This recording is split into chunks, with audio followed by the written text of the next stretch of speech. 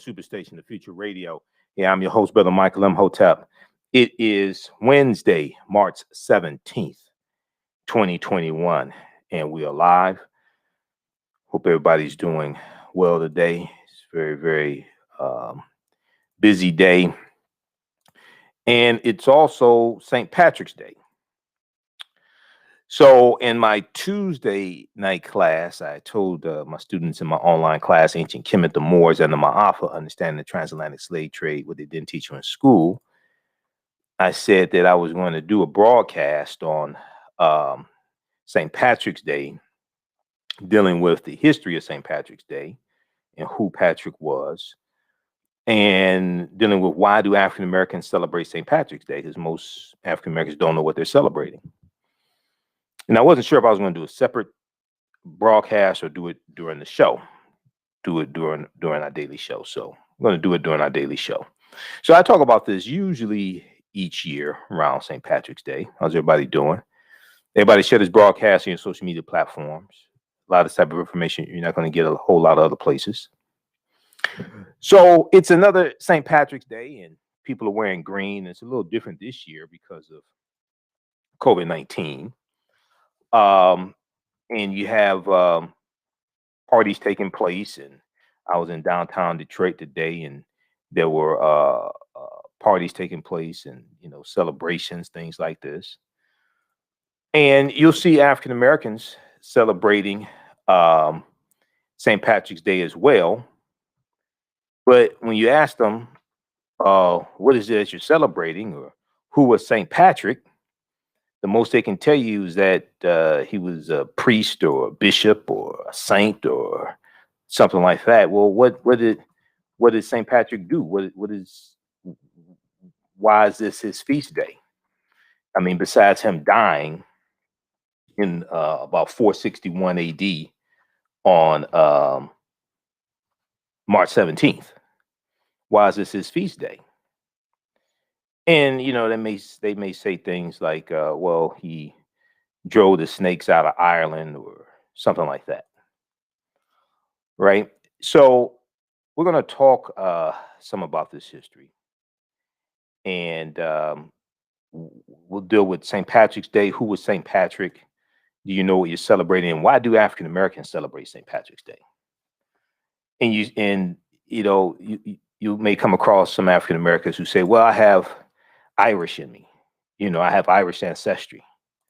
Well, you have African ancestry also. Do you celebrate African Liberation Day? And I did the post a couple of days ago on our Facebook fan page, The African History Network, and I did it again today. And I said, if you wear green on St. Patrick's Day, will you wear red, black, and green on African Liberation Day? If not, why not? If you wear, now African Liberation Day is May 25th. We'll celebrate African Liberation Day here as well. May 25th celebrates commemorates the organization of the formation of the Organization of Afro-American Unity in 1963. But if you wear green on St. Patrick's Day, will you wear red, black, and green on African Liberation Day? Okay, and I posted this again on our Facebook fan page, The African History Network, today. It got a lot of likes. It's over 500 likes today. Yeah, we have the post right here. So let's look at some of this history. Now, first off, I know I may say some things that are outside the circumference of some people's awareness. Just because you never heard it before, disagree with it, or don't like it, does not mean it's not true. It just means you have to do some research to understand what I'm talking about. All right. So, and I encourage people also to read the books, African People and European Holidays, A Mental Genocide by Dr. Shaka Musa Barashango, book 1 and book 2. Book 1 and book 2, African People and European Holidays, A Mental Genocide by Dr. Shaka Musa Barashango. And in the book, he goes through in all these European holidays we've been taught to celebrate. He goes through and deals with the history of them, so we understand what we're celebrating. And then he deals with different African festivals and African celebrations, etc. Okay, because most of these European holidays we've been taught to celebrate, we were taught during as when we were children, and we really don't know the history behind them unless you went and actually studied the history. We really don't know what we're celebrating. We've just been taught to celebrate it. Then when we watch television, because of TV commercials, because of marketing and commercialism, we're taught to participate in a lot of these celebrations. All right. So if we look at the National Retail Federation, when I do my different presentations dealing with the different holidays and we look at how much each holiday is expected to generate in sales, I go to nrf.com, National Retail Federation. When you hear them give this information in the news, they're getting it from the National Retail Federation. So 2021 St. Patrick's Day, about half of U.S. Adults plan to mark the occasion, celebrate St. Patrick's Day. And we'll turn on the screen share, flip this over. Let's bring this up. Okay. So the latest consumer spending data from the National Retail Federation and Prosper Insights and Analytics 2021 St. Patrick's Day survey found that 49% of U.S. adults said they plan to celebrate St. Patrick's Day this year, 2021. 49% of U.S. adults said they plan to celebrate St. Patrick's Day. Now, similar to what they've seen over the past year, consumers may be adjusting celebrations with COVID-19 in mind. While this can traditionally be a holiday where you meet up with your friends or attend parades, significantly fewer are doing so this year. That's understandable because of COVID and people don't want to die trying to drink green beer and celebrate a saint and they don't know what the hell they're celebrating. So that's understandable. Now, over half or 55% say they'll be avoiding gatherings this year as a result of the pandemic. But the Leprechauns are still in luck, as 32% of consumers plan to keep the spirit alive by planning a special dinner or celebration at home. Okay. Now, with plenty of decorations and festive treats needed to mark the occasion, 92% of those celebrating St. Patrick's Day plan to make St. Patrick's Day purchases. 92% plan to make St. Patrick's Day purchases. They plan to spend on average $40.77 for a total of $5.1 billion nationwide. So St. Patrick's Day for 2021 is expected to generate $5.1 billion in sales. Now, if we look at I think it was 2020, it was expected to do $6 billion, but that was before COVID-19 hit. Okay. And it was expected that more than 139 million Americans plan to celebrate St. Patrick's Day in 2020. And then they have some graphics here that you could look at as well. Okay. Spending plans for St. Patrick's Day related $40.77 per average, 5.14 billion, etc. So you go check this out. This is that I have a background in marketing, so I always go look at the information dealing with different holidays because I know the type of money they generate. This is why we're taught to participate in this stuff. Okay. Now, so let's look at some history here. So who was St. Patrick? That's the first question we have to ask. Well, who was St. Patrick? Because they keep saying St. Patty's Day and St. Patrick and three-leaf clovers and grain and all this stuff. So who was St. Patrick? So St. Patrick was a Christian missionary bishop and apostle of Ireland. Also, he became a patron saint to Ireland. And he was born about 385 AD in Roman Great Britain. Okay, somewhere in Great Britain. Some sources say in what today is Scotland. He was born about 385 AD. At this time, Great Britain is a colony of the Roman Empire. Okay, the British Empire doesn't exist at this point in time in history in 4th century AD. Great Britain is part of the Roman Empire. And he's going to die March 17th, 461 AD. So March 17th is known as his feast day, which is why people celebrate St. Patrick's Day on March 17th as opposed to March 16th or 15th or 14th. Because in 461 AD, that's where he died in Saul Downpatrick, Ireland. All right. Now, much of what is known about Patrick's legendary life comes from what's known as the Confessio, which is a book that he wrote during his last years alive. Okay, the Confessio. Now, he was born in Roman Great Britain. He was kidnapped and brought to Ireland as a slave at the age of 16. Okay, he wasn't, contrary to popular belief, he wasn't born in Ireland. Okay, he wasn't Irish, so to speak. Okay, he's born in Roman Great Britain. So when people think that he was Irish and all this, no, he wasn't. Okay, it's just a whole bunch of nonsense that we're talking. All right, it's just a whole bunch of nonsense. So he's born in Roman Great Britain. He's kidnapped and brought to Ireland as a slave at the age of 16. He later escaped, but returned to Ireland and was credited with bringing Christianity. Well, it's part of the myth is that he's credited. Some say he's credited with bringing Christianity to Ireland, but Christianity was already in Ireland. So it's more so he's credited with converting many Irish to Christianity. Christianity was already in Ireland. He did not introduce Christianity to Ireland. Now, St. Patrick, who lived during the fifth, he's born in 4th century AD, and he dies in 5th century AD, is the patron saint and national apostle of Ireland. Okay. And when he was enslaved by Irish marauders, he's kidnapped at the age 16. He's enslaved for more than 6 years. He worked as a herder in Ireland, turning to a deepening religious faith for comfort.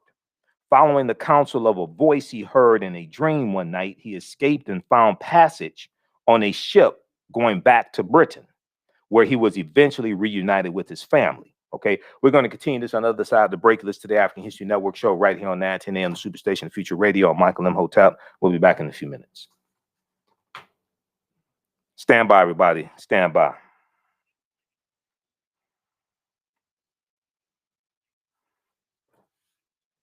How's everybody doing? Share this broadcast on social media platforms. Invite your friends to tune in also.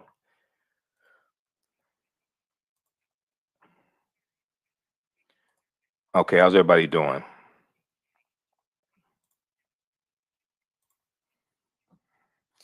All right. If you like this type of information, also, you can support the African History Network, $ the AHN Show through Cash App, $ the AHN Show through Cash App, also through PayPal, paypal.me / the AHN Show.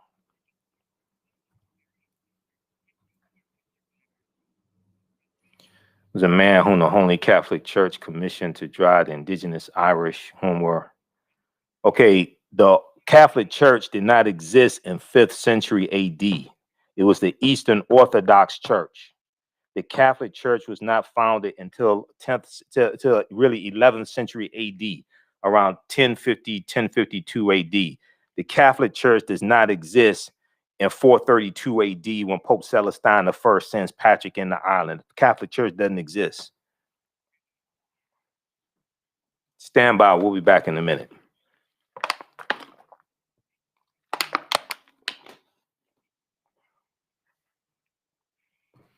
All right, we've got Eric, DL, Oni, K&J. Okay, how's everybody doing? Let's see here. Stand by, everybody.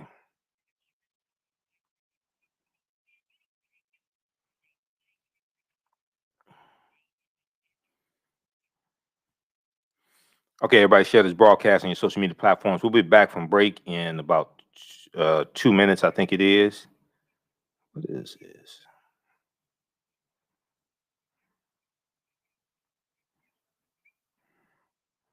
Stand by, everybody. Isn't this broadcasting?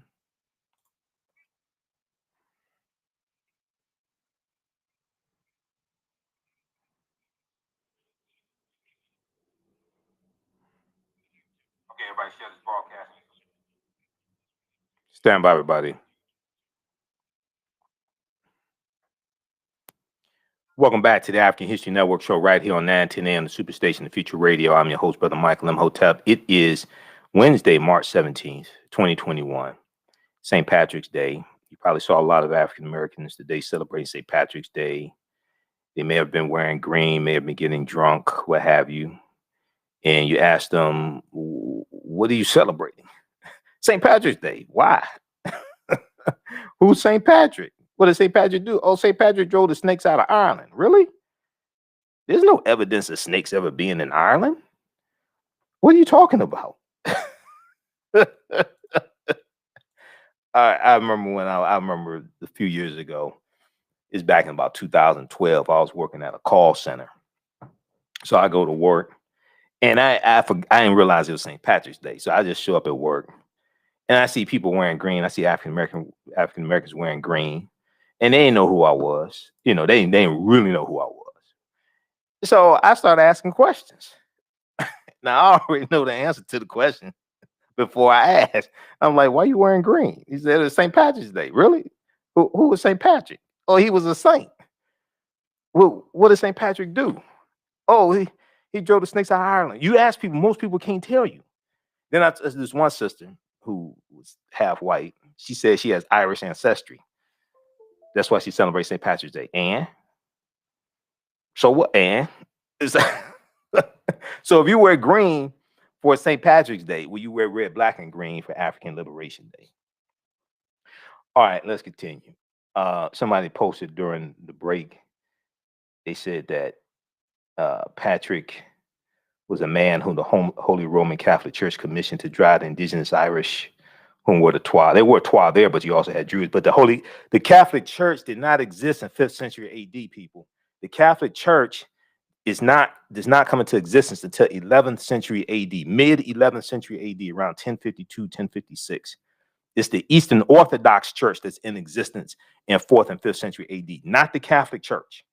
The Council of Nicaea, 325 AD, the Council of Ephesus and the Council of Chalcedon, all that's not the Catholic Church. Catholic Church doesn't exist at this period of time. I know people like to think it does. No, it doesn't. All right, let's continue. That's a whole nother conversation. That's another presentation. So at the age of 16, okay, so Patrick is born to a wealthy family. His father was a Christian deacon. It has been suggested that he probably took on the role because of tax incentives, and there is no evidence that Patrick came from a particularly religious family. Patrick was born in Roman Great Britain, not Ireland, to wealthy parents near the end of the 4th century, about 385 AD. And he's believed to have died on March 17th, around 460 AD. Some sources say 461 AD, others say around 460 AD. Now, at age 17, Patrick was taken prisoner by a group of Irish raiders who were attacking his family's estate. They transported him to Ireland, where he spent 6 years in captivity. There is some dispute over where this captivity took place, although many believe he was taken to live in in a county in Antrim. Okay, and I want to pull up this. Piece here from history.com as well. Right now, it is more likely that he was held in County Mayo near Killala, Killala. Now, during this time, he worked as a shepherd, outdoors and away from people. Lonely and afraid, he turned to his religion for solace. Okay, and let me pull this up here. Lonely and afraid, he turned to his religion for solace, becoming a devout Christian.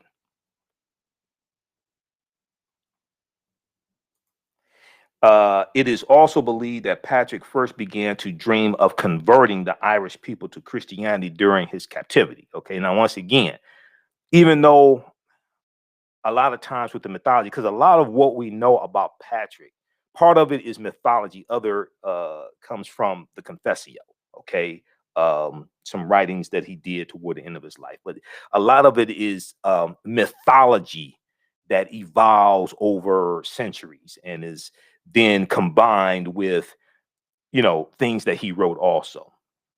Okay. Now, let me scroll down. Okay, so many of the stories traditionally associated with St. Patrick, including the famous account of his banishing all the snakes from Ireland, are false and the products of hundreds of years of exaggerated storytelling. Okay, we're going to talk about that because it's a myth dealing with banishing the snakes out of Ireland because there's no evidence that snakes were ever in Ireland. Okay, we'll talk about that. That ties into the history of the Druids. Let me pull this up just a second here. Okay.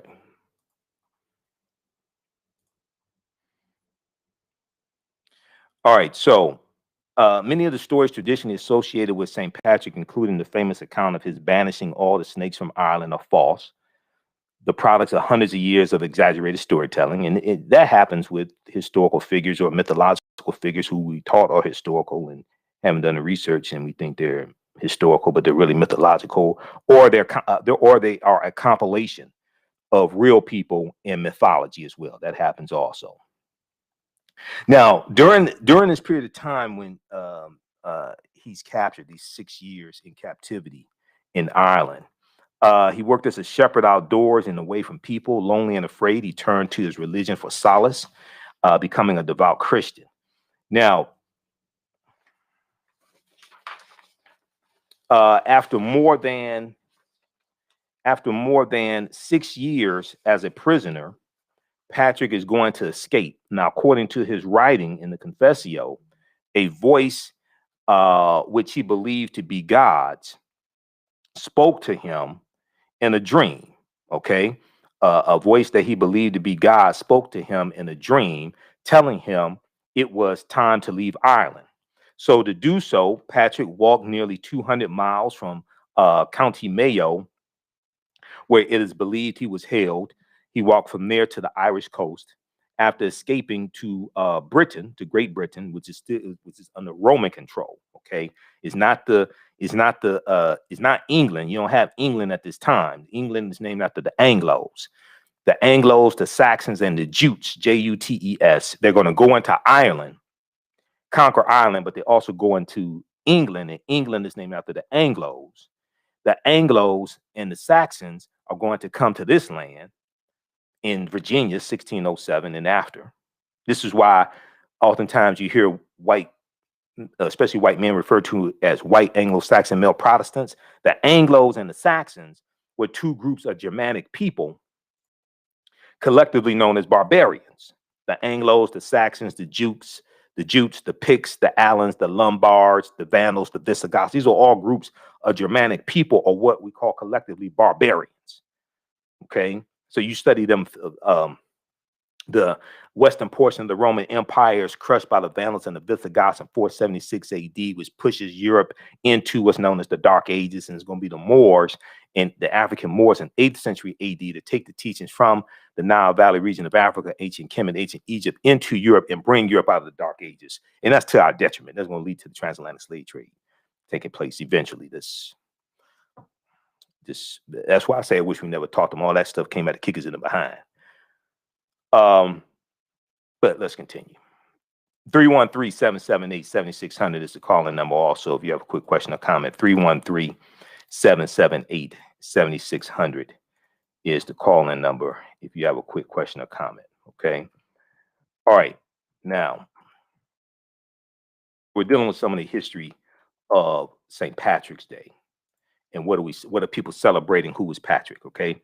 Now, after escaping to Britain, Patrick reported that he experienced a second revelation. An angel in a dream tells him to return to Ireland as a missionary. Soon after, Patrick began religious training, a course of study that lasted more than 15 years. Now, after his ordination, he was sent to Ireland with a dual mission to minister to Christians already living in Ireland, and to begin to convert the Irish. Okay, So this mission contradicts the widely held notion that Patrick introduced Christianity to Ireland. He helped spread it. He helped spread Christianity, but there were already Christians in Ireland.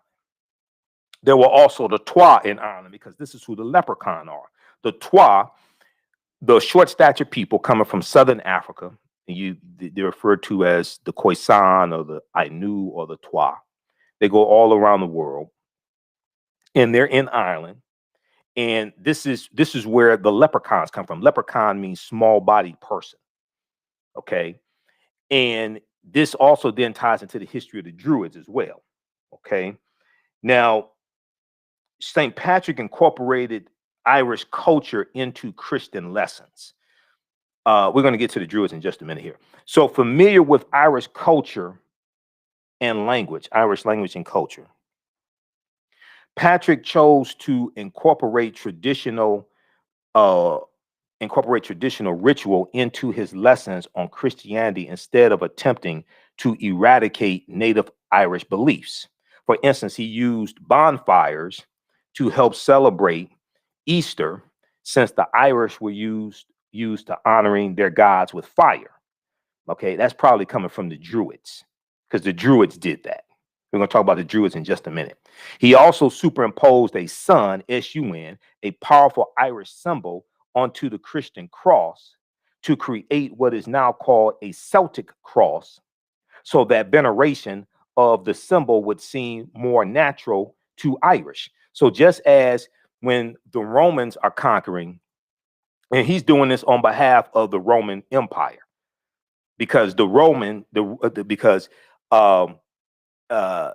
is Pope Celestine I in 432 AD that sends him into Ireland to convert the Irish to Christianity, who are not already Irish. Okay, they talk about the sun and the Celtic cross. Okay, so this book right here. So when I was doing, because I've done presentations dealing with the history of St. Patrick's Day going back some years, so I had to study Irish history and understand chronology of history to get a better understanding of St. Patrick's Day. So this is one of the books that I read, the Everything Irish History and Heritage book by Amy Hackney Blackwell and Ryan Hackney. Okay, and it shows the Celtic cross with the sun disk behind here as well. Okay, the Everything Irish History and Heritage book. Okay, we'll go to the phone lines in just a minute.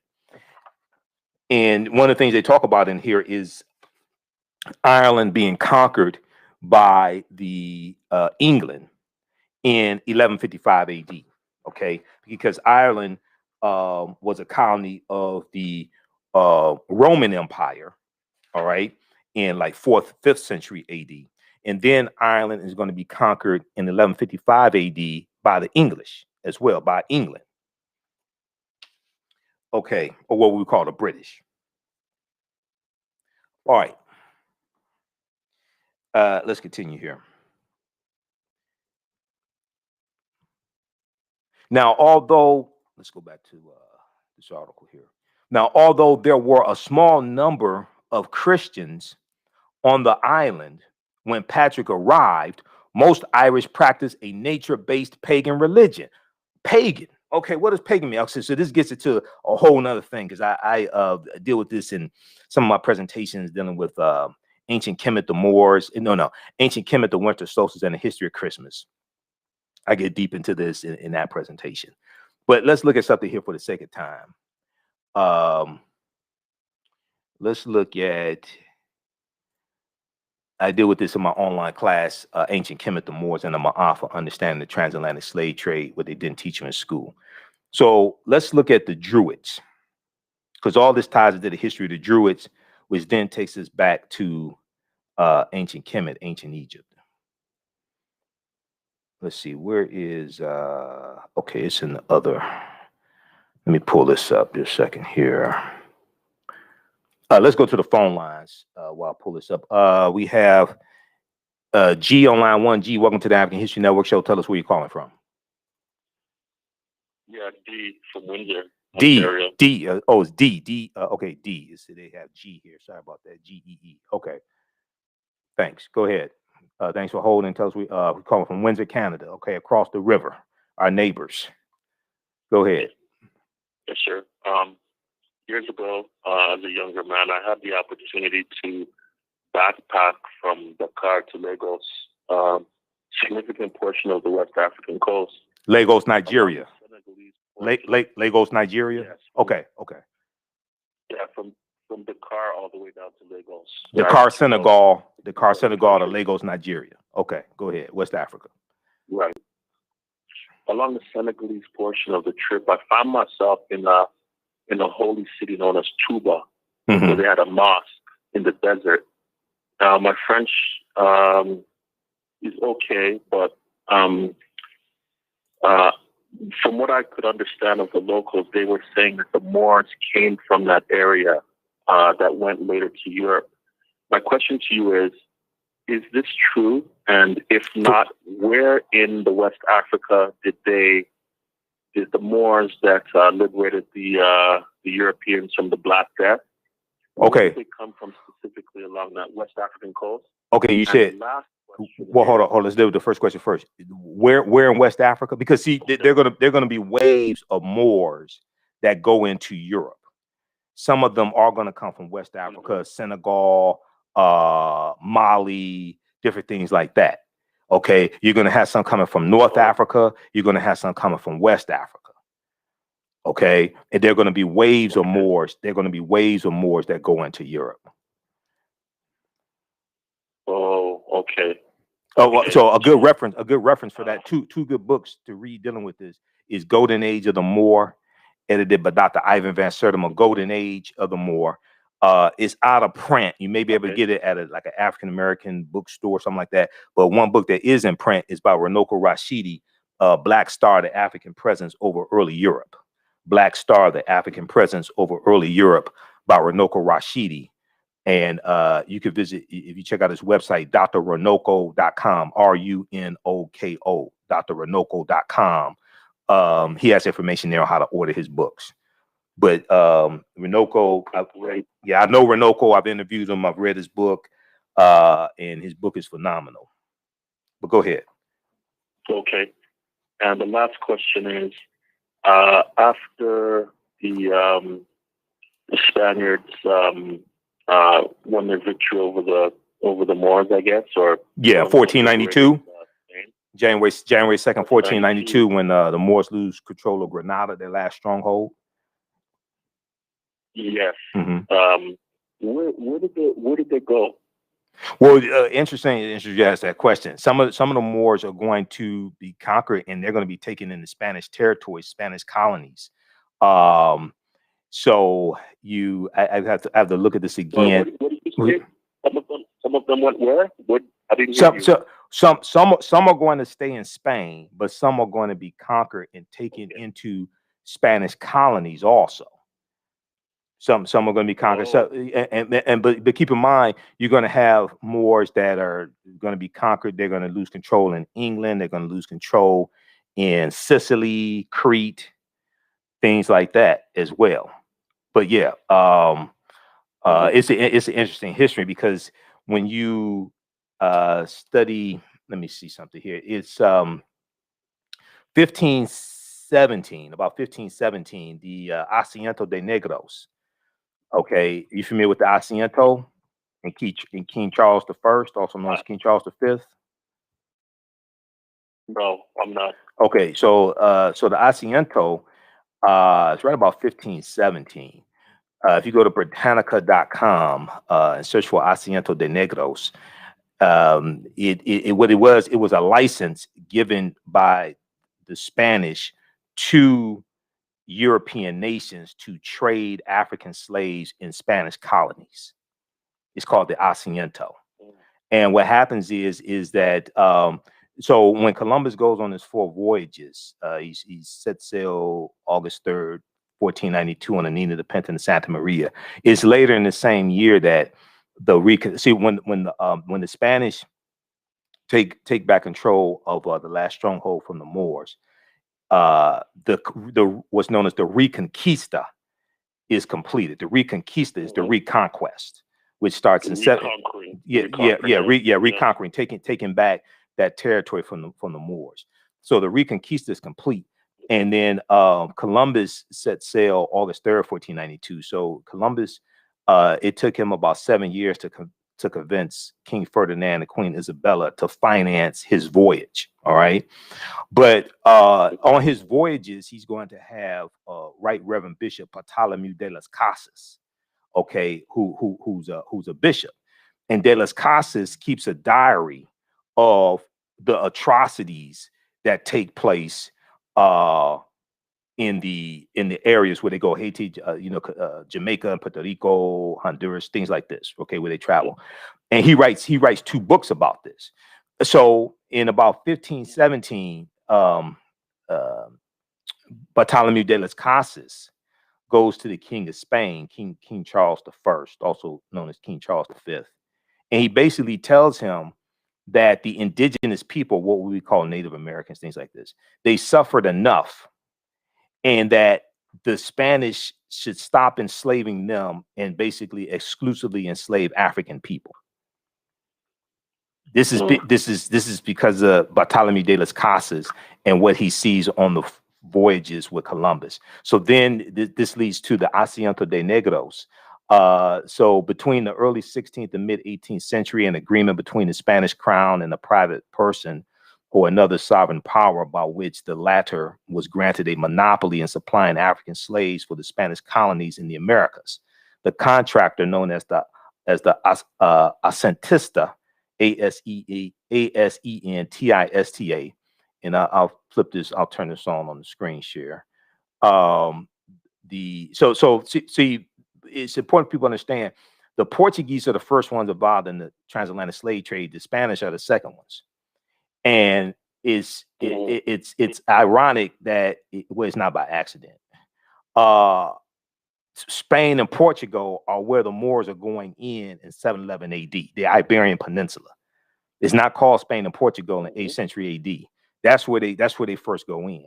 And these are the first ones involved in the transatlantic slave trade. And they're basically enslaving the Moors. These are the same people that the Europeans are enslaving. And they're going into the Portuguese going in 1441 to Mauritania. And they're going into West Africa. This is where the Moors are coming from. So very quickly here, and then I got to continue, and I'll let you get your other question in. Okay, so the contractor, the Asentista, agreed to pay a certain amount to the crown for the monopoly and to deliver a stipulated number of male and female slaves for sale in the American markets. The first contractor was a Genoese company that in 1517 agreed to supply 1,000 slaves over an 8-year period. In 1528, an agreement was reached with a German firm to supply 4,000 slaves. For its monopoly, the firm paid 20,000 ducats annually to the Spanish crown. Each slave was sold at a price not exceeding 45 ducats. Okay. So until the 18th century, individual Spaniards, as well as subjects of Portugal, France, and Great Britain, entered into such contracts. In spite of heavy taxation, government interference, and unsettled trade conditions, all of which greatly curtailed the profitability of asientos, foreigners nevertheless sought them because they provided the chance to share in the lucrative Spanish-American trade and especially to acquire some of the gold and silver bullion produced by the slave trade. Okay, people can read the rest of this. We'll post the article here. But this deals with the Asiento de Negros. Okay, go ahead with your second question. Then I got to get back to this information. Is it just a myth or myth? Was Christopher Columbus actually an Orthodox Jew, or is that falsehood? Was Christopher Columbus actually an Orthodox Jew, or a practicing Jew? I've heard different things. I'm not exactly sure on that. I've heard some different things about that. I'm not exactly sure. Okay. Yeah, I'm not. Columbus is a very, very tricky, deceitful character. So so I'm not exactly sure on that. Yeah. Let's share that again. Yep. Okay, you've given me a lot of information. Thank you very much. Okay. All right, man. Take care. Sure. Thanks for calling. Thank you. Okay. He's over in Windsor. All right. Okay. There's also an article from history.com. Let me see if we can pull this up quickly here. These are some of the things I cover in the online course also that I teach, because we try to deal with these things chronologically. Ancient Kemet, the Moors, and the Ma'afa, understand the transatlantic slave trade, what they didn't teach you in school. So when we deal with the transatlantic slave trade, we deal with the Asientos. Because Bishop Bartolome de las Casas is a very, very important figure in history dealing with the transatlantic slave trade. Christopher Columbus and Bishop Bartolome de las Casas. I read the 2 books that de las Casas wrote back in college. Let's see here if we can find this one. Okay. It's not coming up. But you can research the Asientos de Negros. All right, I want to get back to this information here dealing with St. Patrick's Day, but this is all connected, okay? Now, let's look at let's go back to this quickly, then we're going to get into the Druids. Okay, those watching on Facebook and YouTube, keep watching. We're here for a few more minutes on 9:10 a.m. Superstation WFDF. We're going to keep broadcasting on our Facebook fan page, The African History Network, The African History Network, and my YouTube channel, Michael Imhotep, IMHOTEP. We'll keep broadcasting there. Okay, let's look at this going back to St. Patrick's Day. Now, although there were a small number of Christians on the island when Patrick arrived, because Ireland is an island and it's a cold climate. It's a climate not conducive to snakes. Most Irish practice a nature-based religion. The Irish culture centered around a rich tradition of oral legend and myth. When this is considered, it is no surprise that the story of Patrick's life became exaggerated over the centuries. Spinning exciting tales to remember history has always been a part of the Irish way of life. Okay. Now, there's a whole nother presentation I'll do later sometime in the next few days or so dealing with how the Irish became white, because the Irish, when they first come to the U.S., they're at the bottom of the totem pole and they're not considered white. Okay, it's not to after World War II that the Irish are considered white, something like that. Okay, okay. St. Patrick was never canonized as a saint. He may be known as a patron saint of Ireland, but Patrick was never actually canonized by the Catholic Church. Okay, now the Catholic Church does not exist. It does not come into existence until mid-11th century AD. This is simply due to the era he lived in. During the first millennium, there was no formal canonization process in the Catholic Church. Well, the Catholic Church didn't exist. Not until mid-11th century AD, the Catholic Church does not exist. After becoming a priest and helping to spread Christianity throughout Ireland, Patrick was likely proclaimed a saint by popular acclaim. All right. Okay, read this article here. It's a really good article from history.com, official website of the History Channel. Who was St. Patrick? Who was St. Patrick? He wasn't Irish. He found his faith while being held as prisoner by a group of Irish raiders. Okay. Now they talk about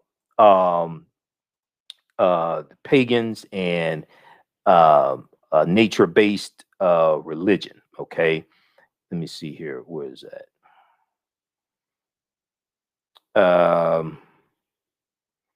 Okay. Although there was a small number of Christians on the island when Patrick arrived, most Irish practice a nature-based pagan religion. Okay.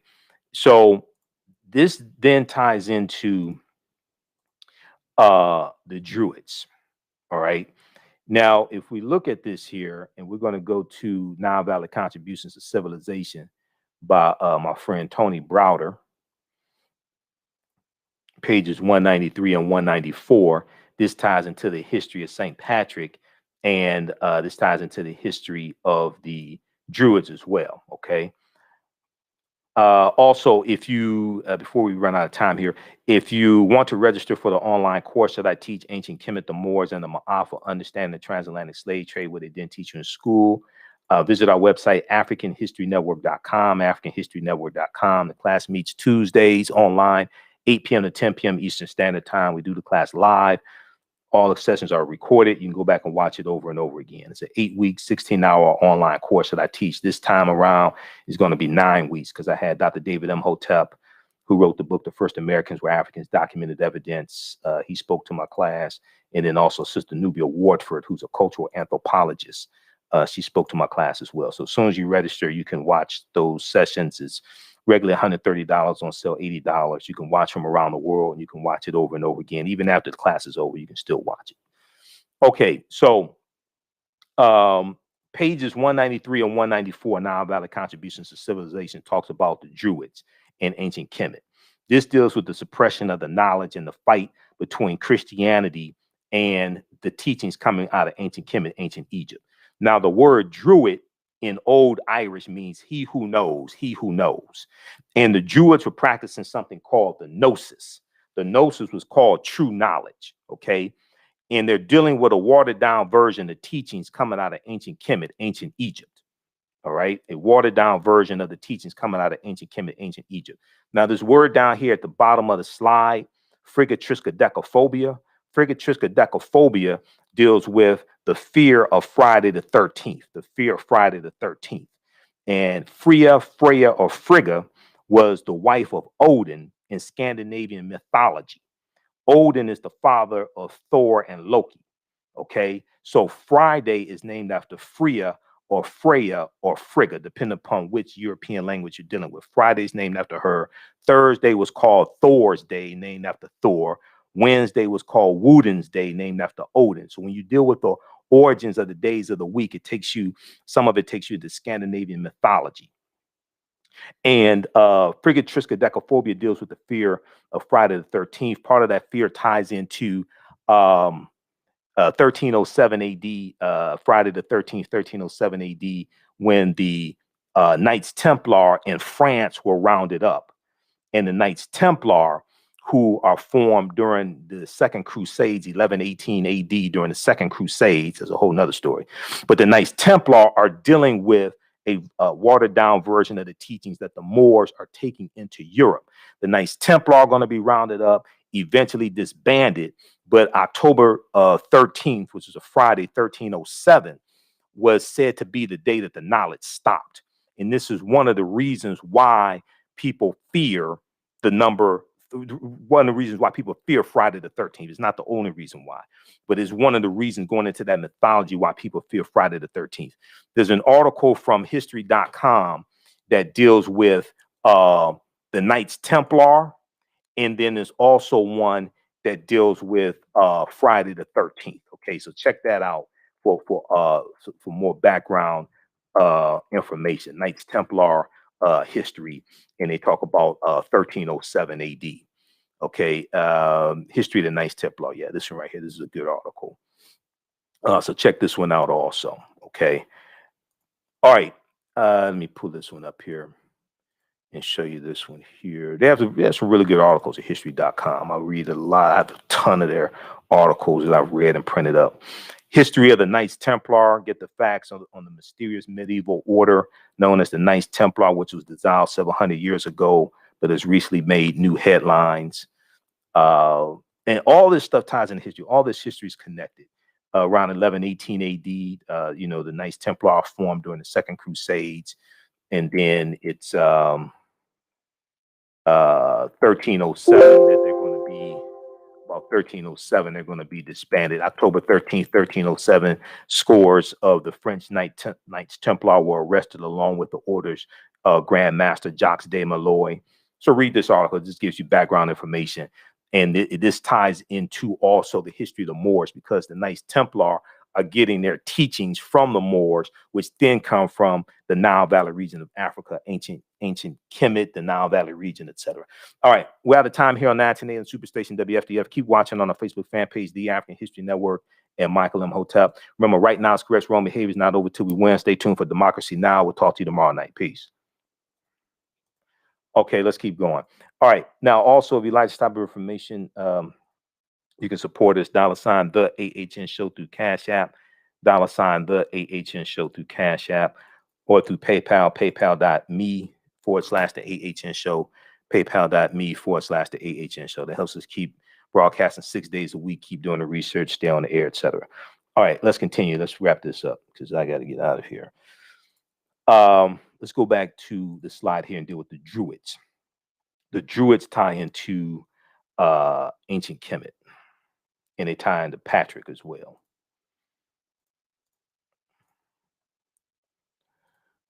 Okay, so here's a picture of a Druid as well, and they wore helmets that had a Uraeus on it, the cobra.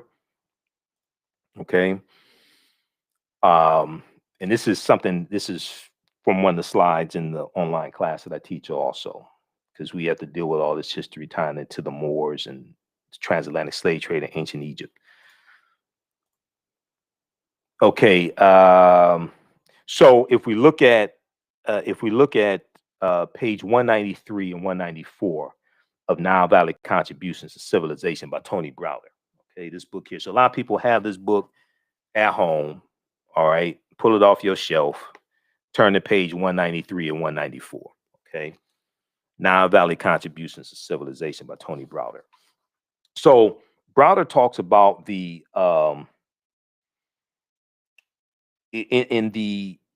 on page 193, the section is called The Development of European Secret Societies.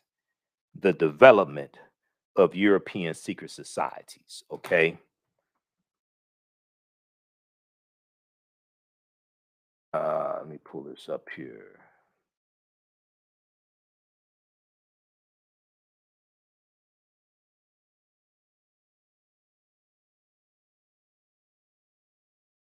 The development of European secret societies. Okay, so he talks about Hermes Trismegistus, who this is what the Europeans call Dahuti.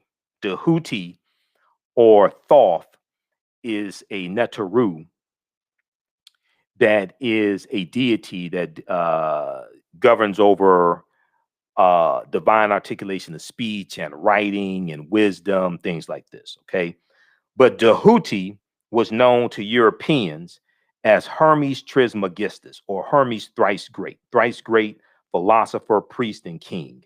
He was regarded as the god of wisdom, science, medicine, magic, measurement, mathematics, and he is said to have authored innumerable books on these and other subjects. Now, Freemasons or Masons regard him as the author of all Masonic initiatory rituals. And when you read Egypt on the Potomac by Tony Browder, he gets into Freemasonry as well. And when you read Egypt on the Potomac by Tony Browder, he gets into Freemasonry also, because Freemasonry, the foundation of that are the teachings that the Moors take into Europe. And that comes from the Nile Valley region of Africa also. Now, Hermes is said to have been the author of 42 books which contain the wisdom of ancient Egypt, According to Manly P. Hall, quote, the Romans and later the Christians realized that until these books were eliminated, they could never bring the Egyptians into subjugation. Until these books were eliminated, they can never bring the Egyptians into subjugation, end quote. Now, books on the Hermetic sciences were said to contain information regarding the Egyptians or the ancient Kemites' understanding of immortality, which was based on the knowledge that the body is the tomb of the soul. The body is the tomb of the soul. During the Greco-Roman occupation of Egypt, the soldiers, the Greek and Roman soldiers, formed a secret body for specialized scholarship and training in the Hermetic sciences. They became known as Druids. And later moved from Egypt into Greece and Rome before establishing a school in Ireland. Okay, so yeah, you're going to have the Twa in Ireland, but you're also going to have these Europeans these Greco-Roman soldiers, these Europeans who are learning these teachings from ancient Kemet. Now, they learn less than 10% of what the ancients knew. They learned 10% of what the ancient Africans knew. This is why the highest degree in Freemasonry is 33 degrees, because 10% of 360 is 36. They learn less than 10%. They learn 33 degrees. Okay. I'll show you some information on it in just a second here, but I'm trying to keep this short. All right. Now, so the development of European secret societies, page 193 of Nile Valley Contributions to Civilization by Tony Browder. Now, one of the most enduring aspects of the Nile Valley civilization was the proliferation of its scientific and philosophical thought, which became known outside of ancient Kemet as the mystery schools or the Hermetic sciences. From the earliest of times, the masses of Europeans, now what I say may go outside the circumference of some people's awareness. Just because you disagree with it or don't like it or never heard it before does not mean it's not true. It just means you have to do some research to understand what I'm talking about. From the earliest of times, the masses of Europeans were poor and ignorant, while only the most fortunate men, noblemen, lords, scribes, and various religious leaders were provided with an education. Of this group, an even smaller number knew how to adequately read or write. Of this group, even a smaller number knew how to adequately read or write. So when the Moors go in 711 AD, they go in 710 for a reconnaissance mission to learn the lay of the land and see what they're up against. And then they go in 711 AD. 85 to 90% of Europeans are illiterate. You have kings and queens who are illiterate, can't read or write. The dogma of Christianity was readily available for the masses of people, while the educated elite studied the ancient teachings, which were called the gnosis or the true knowledge. And the gnosis or the true knowledge is what the Druids were studying. And Druid in Old Irish means he who knows. So if the Druids, this may go outside the circumference of some people's awareness, if the Druids are studying the true knowledge, but they're not studying Christianity, and Christianity is being made readily available for the poor, ignorant masses, but the ruling elite are not studying Christianity, they're studying the ancient teachings coming out of ancient Kemet, then we have to ask ourselves the question, what's really going on? Of this group and even small, so let me back up. From the earliest of times, the masses of Europeans were poor and ignorant, while only the most fortunate men, noblemen, lords, scribes, and various religious leaders were provided with an education, because the monks were like the most educated people. They were also the cleanest, because after the when the Moors go in, Europeans are not taking baths. So the monks, they were the cleanest. They took baths like once a year. They were the cleanest. This is one of the reasons why disease was running rampant throughout Europe. So of this group, an even smaller number knew how to adequately read or write. The dogma of Christianity was readily available for the masses of people, while the educated elite studied the ancient teachings, which were also called gnosis or true knowledge. The newly emerging schools of Hermetic, Neoplatonic, and Gnostic thought in Europe were loosely based on the Nile Valley principles of education, which were designed to awaken within an individual knowledge of self. Knowledge of self. This knowledge of self led to an awareness of the powers of God, of the Creator, of the supreme force that existed within man and woman. So by elevating your conscious level, by acquiring knowledge, this elevate your conscious level brings you closer to the creative force and awakens within you the powers of God that are within you. Because as one of my teachers, Professor James Small, says, we are God having a human experience. So if you read, not to make this too long, I'm really trying to keep this simple, but if you read Christianity Before Christ by Dr. John G. Jackson, when he gets deep into all this and deals with the other crucified saviors, Heru and Bacchus and Apollo and different things like this. Christianity Before Christ by Dr. John G. Jackson. You could read The World's 16 Crucified Saviors by Kersey Graves also. I have that book around here somewhere. But when you deal with Genesis, this may go outside the compass of some people's awareness. When you deal with the Genesis, the first book of the Bible, the Helios Biblos, the sun book, Helios, Helios. Helios means sun, not S-O-N, but S-U-N. There's another conversation. Adam and Eve were told not to eat of the tree of knowledge. In the Garden of Eden, they were told not to eat of the tree of knowledge because they would become likened unto a god. That's the whole purpose of acquiring knowledge from an African cosmological perspective, from African culture, from African cosmology. You acquire knowledge to elevate your conscious level, to awaken the power of the creator that's inside you, to bring you closer to the creator. But in Genesis, it says that Adam and Eve were told not to eat of the tree of knowledge, not the tree of stupidity,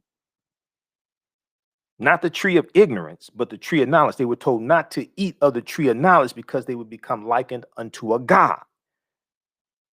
That's the whole purpose. So the teaching from the Eastern Orthodox Christian Church in 4th century, 5th century AD conflicted with what the Druids were teaching in Ireland. Let's follow this. So this knowledge of self, page 193 in Nile Valley Contributions of Civilization by Tony Browder, page 193. This knowledge of self led to an awareness of the powers of God which exist within man and woman, as expressed in the myths of Asar, Set, and Heru, the first Holy Trinity. Let's bring up Asar, Set, and Heru. I have it here in this presentation. This is from the class. Right here.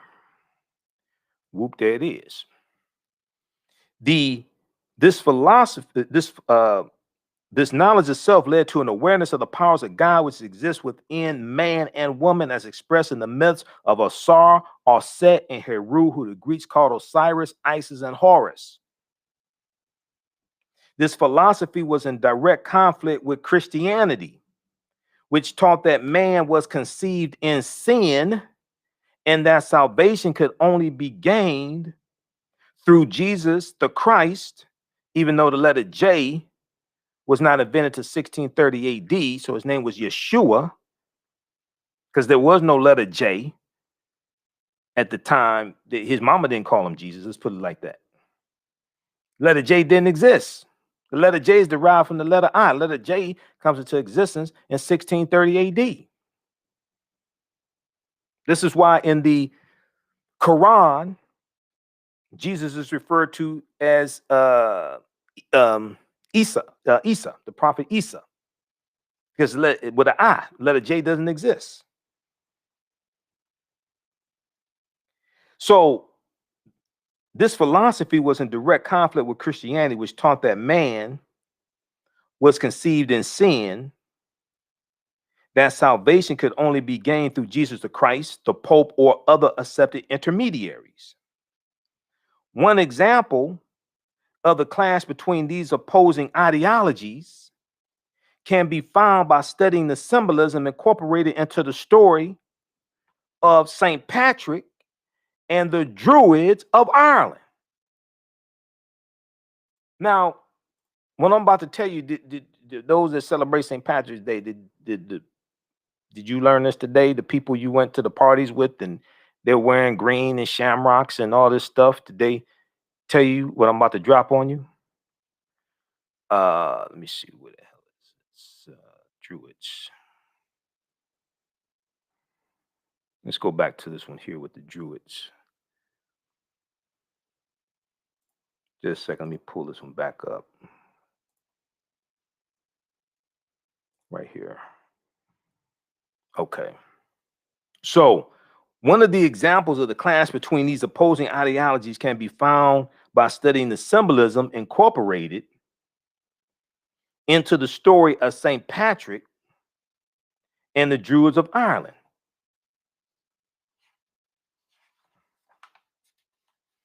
The Druids were also known to dress. Druid in Old Irish means he who knows. Julius Caesar, one of our earliest sources on the subject of the Druids, considered the Druids highly educated and well organized. The Druids believed that the souls do not perish, but after death pass into other bodies, and they consider that by this belief, more than anything else, men may be led to cast away the fear of death and to become courageous. Now, the Druids, Browder goes on to say that the Druids were also known to dress in a style similar to the priestly kings of ancient Kemet. Their heads were often adorned with a uraeus, or a cobra, a snake, which was the symbol of the cobra that was worn on the crown of the pharaoh or the Nasubiti in ancient Kemet, ancient Egypt. Because of this symbolic imagery, the Druids were often referred to by outsiders as the snake people. As the snake people. Their presence and ideology were viewed as a direct threat to the development of Christianity in Ireland. So in 432 AD, Pope Celestine I sent a former British slave named Patrick into the region of Ireland to convert the population to Christianity, who were not already Christians, because there were some Christians already there. In the name of Christianity, page 194, Nile Valley Contributions to Civilization by Tony Browder. In the name of Christianity, Patrick's army killed thousands of Irishmen, and he is said to have founded more than 300 churches and baptized more than 120,000 people. Okay? He's said to have founded more than 300 churches and baptized more than 120,000 people, and his army killed thousands of people. Now, there is a lot of legend and mythology around Patrick. So maybe some of these numbers are exaggerated. Maybe only killed 1,000 people, not thousands. Patrick also introduced the Roman alphabet and Latin literature into Ireland. He was rewarded by the Vatican with sainthood, and today millions of people throughout the world celebrate St. Patrick's Day on his feast day, March 17th, because he dies in, it's believed, 461 AD in Downpatrick, Ireland. Okay, so that's his feast day, March 17th. To the average person who dresses in green, wears shamrocks, and marches in parades, this day commemorates the myth of a man who drove the snakes out of Ireland. What most people fail to realize is that the snakes St. Patrick drove into the sea were not the snakes that crawled on the ground, but the snake people who walked on 2 feet and were once known as Druids. But the Druids are dealing with a watered down version of teachings coming out of ancient Kemet, ancient Egypt.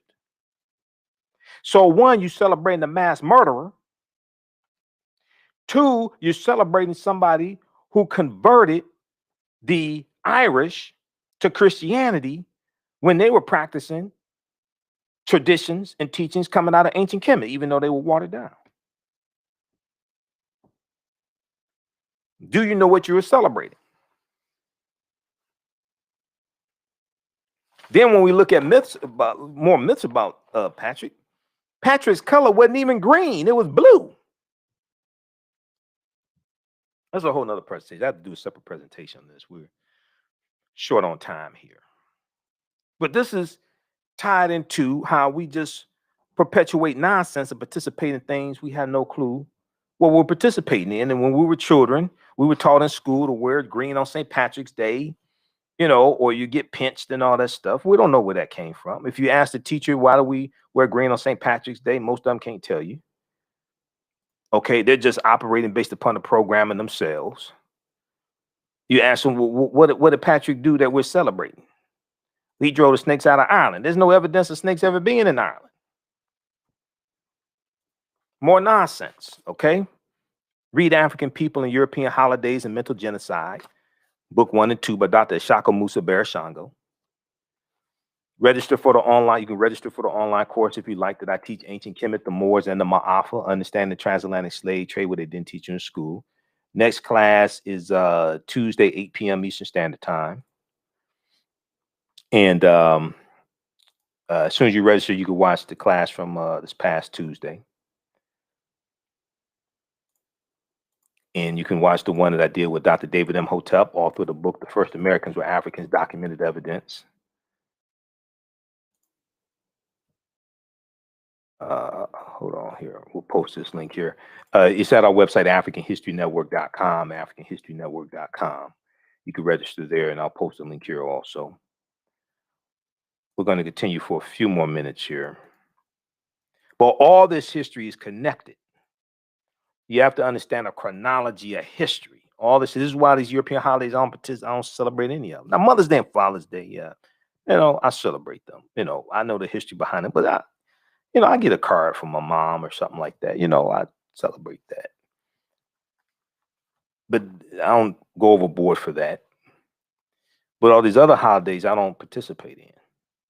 Kwanzaa, yeah, African Liberation Day. Yeah, we'll talk about African Liberation Day, another show. That's May 25th. But let me finish this up here with St. Patrick's Day.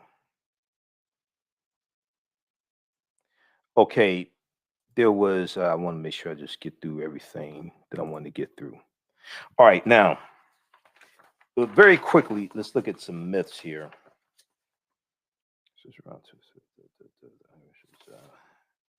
Okay, that's enough on that. Myths about St. Patrick's Day.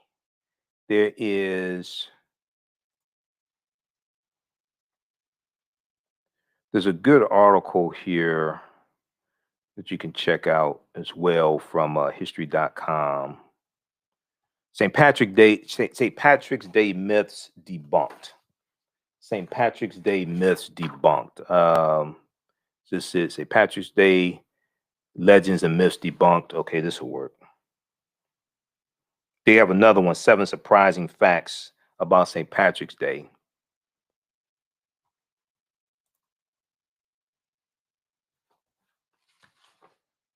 Who wrote this one?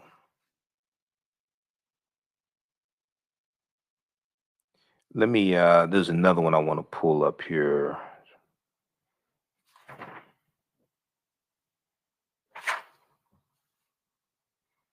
Just one second. Let me pull up this other article here that I printed. This is 7 surprising facts about St. Patrick's Day. Let's look at this quickly here.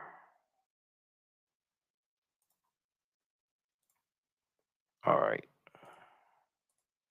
How's everybody doing? Everybody share this broadcast on your social media platforms. So when you see, somebody is African American or family members or something like that celebrating St. Patrick's Day, you don't have to beat them up. And I'm not telling people they shouldn't celebrate it. What I'm saying is that you should know what you're celebrating. You should know you should at least know the history of what it is you're participating in. Okay, because that will determine whether or not you want to continue to celebrate it or how you celebrate it. You should at least know the history of what it is you're participating in. 7 surprising facts about St. Patrick's Day. It's from history.com as well. The real St. Patrick was born in Britain. Okay, we talked about that. There were no snakes around for St. Patrick to banish from Ireland. Okay, there's no evidence of snakes being in Ireland. Among the legends associated with St. Patrick is that he stood atop an Irish hillside and banished snakes from Ireland, prompting all serpents to slither away into the sea. In fact, research suggests snakes never occupied the Emerald Isle in the first place. There are no signs of snakes in the country's fossil record. Nobody ever thought to look there, right? The fossil record. There's ways to research this stuff. There are no signs of snakes. And water has surrounded Ireland since the last glacial period. Before that, the region was covered in ice and would have been too cold for reptiles. Just nonsense. Leprechauns are likely based on Celtic fairies. Now, Sister Nubia Warford talks about how the leprechauns, these were actually the twa. Okay, and leprechaun means small-bodied person. And the leprechaun said to be magical, things like this. And the twa were said to be magical as well, have magical powers, etc. The red-haired, green-clothed leprechaun is commonly associated with St. Patrick's Day. The old Irish name for these figures of folklore is Loberson, meaning small-bodied fellow. It could also mean small-bodied person. Belief in leprechauns likely stems from Celtic belief in fairies, tiny men and women who could use their magical powers to serve good or evil. In Celtic folk tales, leprechauns were cranky souls responsible for mending the shoes of other fairies. Okay, the shamrock was considered a sacred plant. The shamrock, a three-leaf clover, has been associated with Ireland for centuries. Let's see. Okay. All right, let's see. Read the rest of this. That's all I want to get to on this one here. 7 surprising facts about St. Patrick's Day. There was another one here. Let's squeeze this in.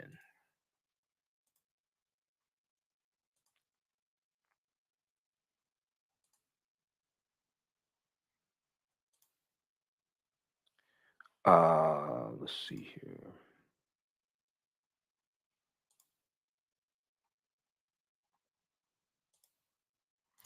Under St. Patrick's Day myths.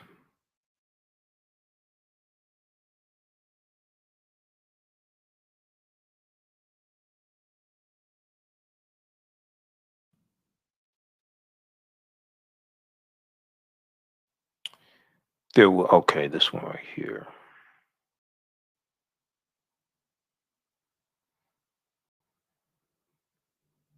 This is another good one. St. Patrick's Day myths debunked.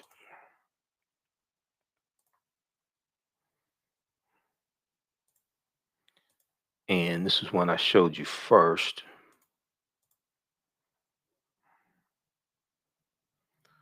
St. Patrick was British. Okay. He was born in Roman Great Britain. Let's put it like that.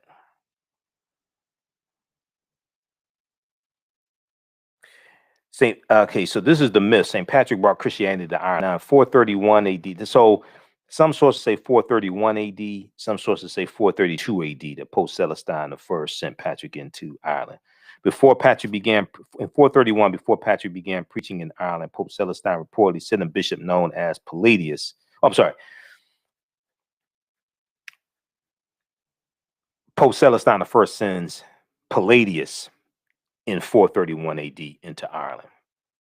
Patrick goes into 432 AD. Pope Celestine I reportedly sent a bishop known as Palladius, quote, to the Irish believing in Christ, an indication that some residents of the Emerald Isle had already converted by then. One theory holds that the St. Patrick of lore is actually an amalgam of two men, or an amalgamation or combination of two men, Palladius and the deacon's son, who first visited Ireland as an enslaved man.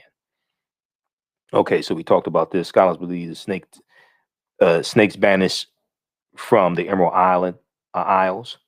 Scholars believe the snake story is an allegory for St. Patrick's eradication of pagan ideology. That's an attack on the Druids. That's what that is. An attack on the Druids. Green has historically been associated with St. Patrick's Day, but St. Patrick's color was blue. Okay. The Irish countryside may be many shades of green, but knights in the order of St. Patrick wore a color known as St. Patrick's blue. Why did green become so emblematic of St. Patrick that people began drinking green beer, wearing green, and of course, dyeing the Chicago River green to mark the holiday he inspired? The association probably dates back to the 18th century when supporters of Irish independence used the color to represent their cause. St. Patrick's, there's famous like depiction of St. Patrick wearing his vest of blue. His color was blue, it wasn't green. Just more nonsense. Okay, so read this article also. St. Patrick's Day legends and myths debunked. This is from history.com. All right. That's going to do it for us here. Hey, if you like this type of information, also you want to support the African History Network, $ the AHN Show through Cash App, $ the AHN Show through Cash App, also through PayPal, paypal.me/the AHN Show, or at our website, AfricanHistoryNetwork.com. We're here 6 days a week, Monday through Friday, 11 p.m. to 12 midnight Eastern Standard Time, Sundays, 9 p.m. to 11 p.m. Eastern Standard Time, the African History Network Show. Follow us on our Facebook fan page, The African History Network, The African History Network, and my YouTube channel, Michael Imhotep, IMHOTEP. Turn on live notifications so you know when we go live. We do rebroadcast throughout the day. And we'll be back tomorrow with our regularly scheduled program, dealing with what's going on and current events and things like that. I'll be on Roland Martin Unfiltered on Friday. I'm a panelist on Roland Martin Unfiltered. So follow Roland on Facebook and YouTube and Roland Martin. I'll be on Friday, so we'll talk about what happened on this show here on this show on Friday as well. Okay, all at our website, AfricanHistoryNetwork.com. All of my DVD lectures are there as well in digital downloads. We still have the 15 DVD bundle pack, the Michael Imhotep 15 DVD Black History Month bundle pack, includes 15 of my lectures. So that's right on the homepage of our website, AfricanHistoryNetwork.com. And it includes Ancient Kemet, the Winter Solstice, and the History of Christmas. That's included in there as well. Okay, Patron Saint. I forgot. I told you I'll talk about Patron Saint. I forgot to talk about Patron Saint. Let's deal with that. That's the last thing we're going to deal with. Then I really have to get out of here. Patron Saint. What is a patron saint? St. Patrick is the patron saint to Ireland. St. Nicholas is the patron saint to prostitutes and money lenders and pawnbrokers. I'm not being funny. He is. I mean, you study the history. So let's look at this quickly here. This comes from my presentation dealing with the history of Christmas. Let's flip over to this slide here. Here we go. These are some original depictions of St. Nicholas, who was African, by the way. Megyn Kelly's gonna have a fit, who used to be on Fox News. It said Santa Claus was white.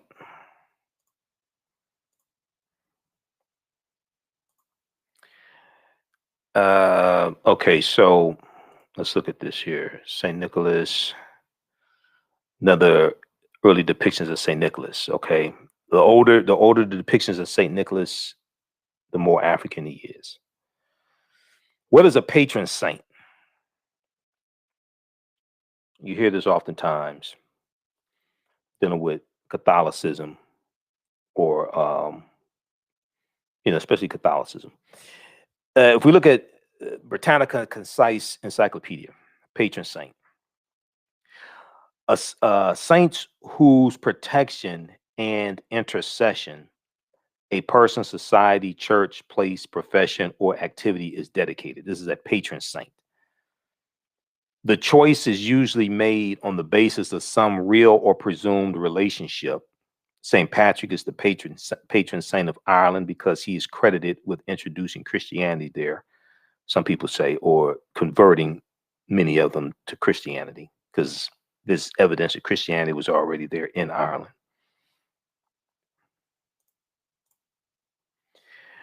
Some famous patron saints. Saint Maurice, who was a Moor. He was Christian. The patron saint of Germany. St. Patrick, Ireland. St. Nicholas, who Santa Claus is named after, St. Nicholas. And then when you deal with so yesterday's class, we talked about Zwarte Piet, Black Pete, Zwarte Piet in the Netherlands and Holland, and the celebration of Zwarte Piet that the Netherlanders have usually every like December. Zwarte Piet and Sinterklaas, St. Nicholas. Okay. Sinterklaas is Dutch for St. Nicholas. And the Dutch are going to bring this religious figure of Sinterklaas to the US in the 18th century. And that religious figure, Sinterklaas, gets transformed into the secular figure of Santa Claus. Largely, the depiction of Santa Claus that we know of largely comes from Thomas Nast. The first introduction is from Clement Clark Moore in the early 1800s. Twice a Night Before Christmas, the poem. Okay, a visit from St. Nicholas, and then you have the depiction by the cartoonist Thomas Nast. Okay, Thomas Nast as well, and this is the depiction of St. Nicholas being the jolly fellow in the red suit, things like that, the beard, etc. But it's going to come from Sinterklaas, and let's see. Let me show you something. We'll show you one here. The article from National Geographic that we looked at yesterday.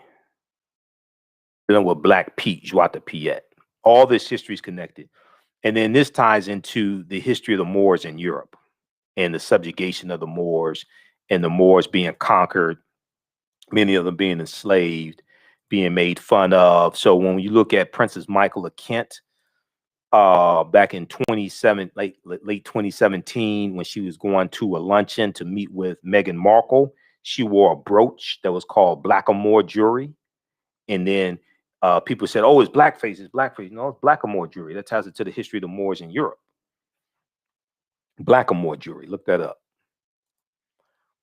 Okay, so this article here, the notorious Christmas character is dividing a country. This deals with Zwarte Piet, Black Pete. And here we have, right here. So they show Sinterklaas and Black Pete. So you have these Europeans in the Netherlands that wear Afro wigs, gold hoop earrings, put on blackface. And Black Pete, Zwarte Piet, was a Moor, okay? And they're really making fun of the Moors. And each year there's been more and more protests against it because people are saying it's racist, all right? But you see him here with the red and white, and there's another one. There's a better article that I was looking at yesterday, but this article here is from December 6, 2018, okay? And there were protests against Black Pete. Let me see something here. There was another article I was looking at, shows you a better picture.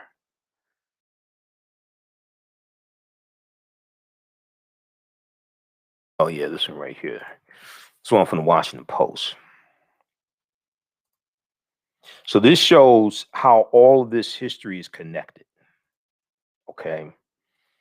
That's why you have to understand, a chronology of history and understand symbolism, understand what it is that you're looking at. Sinterklaas and Zwarte Piet, why a holiday has me talking to my kids about blackface. So this is from December 4th, 2018 from Washington Post. So this is There's a celebration that takes place in the Netherlands early December each year, and it commemorates. They depict Sinterklaas and Zwarte Piet, Black Pete, who was a Moor, coming to the Netherlands from Spain. Okay, well, Spain is where the Moors go into Europe, 711 AD. Let's look at this here. The tradition is on the second Saturday of November, Zwarte Piet, Black Pete, arrives in the Netherlands on a steamboat from Spain. Why is he coming from Spain? Well, that's where they go into Europe. Along with Sinterklaas, a towering, thin, and plushily dressed figure. Okay, so read the rest of this here. I just wanted to show you this. This is so this is the red and white, the red, white, long beard. So this is where the secular figure of Santa Claus comes from Sinterklaas. Okay, the secular figure of Santa Claus is coming from Sinterklaas, and Sinterklaas is coming from the Dutch, because Sinterklaas is Dutch. All right.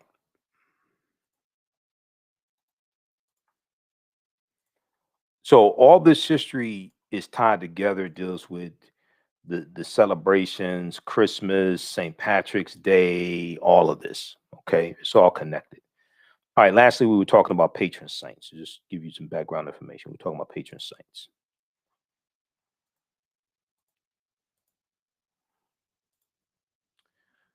Right here.